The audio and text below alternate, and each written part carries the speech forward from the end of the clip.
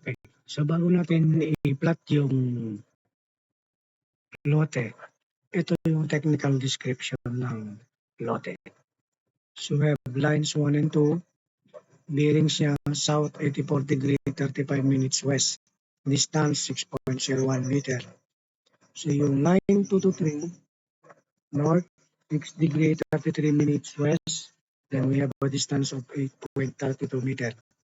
Then we have lines 3 and 4, bearings niya is north, bearing niya is north 84 degree 35 minutes east with a distance of 6.01.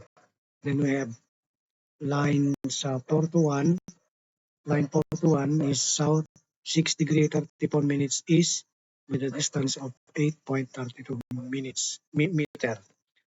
Okay, so bago natin gawin yung pag-plot, kailangan mo natin explain kung paano ba yung direction ng mga line. Okay, so ito yung true north natin, ito yung symbol ng true north, and this is our direction. So ito, gagamitin natin to doon sa gagawin nating lot plotting. Okay, so ito yung direction natin. We have north, south, and west, and east. So dito sa pagitan nila, ito yung tinatawag nating northeast. Sa kabila naman, southeast. Then sa baba, we have southwest. Then we have the other quadrant which is northwest. Kung napapansin niyo yung dalawang zero na yan, yun yung north at saka south, yun palagi ang nauuna. Okay, northwest, northeast, southeast, southwest. Kasi itong north at saka south, doon nagsisimula yung zero. So, explain natin. For example, south 84 degree 35 minutes west. So, yun yung una nating line. So, south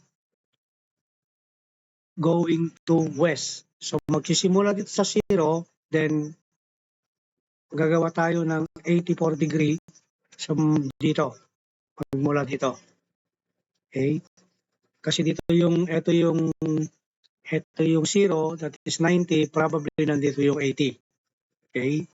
Yung next line natin is, we have, okay, para maintindihan. So, nandito yung approximately 84 degree.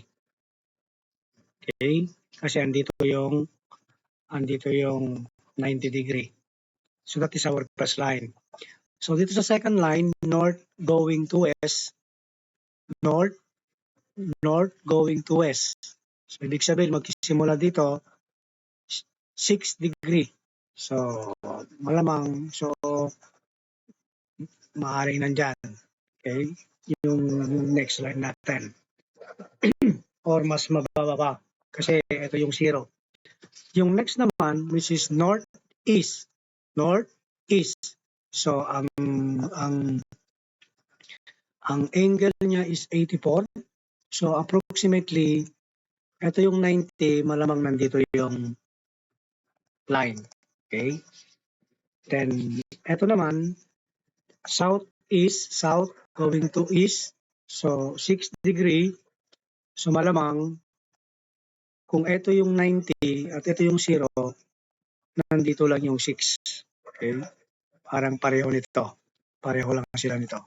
Masyadong malaki yon. So, ganyan yung explanation niya. Okay?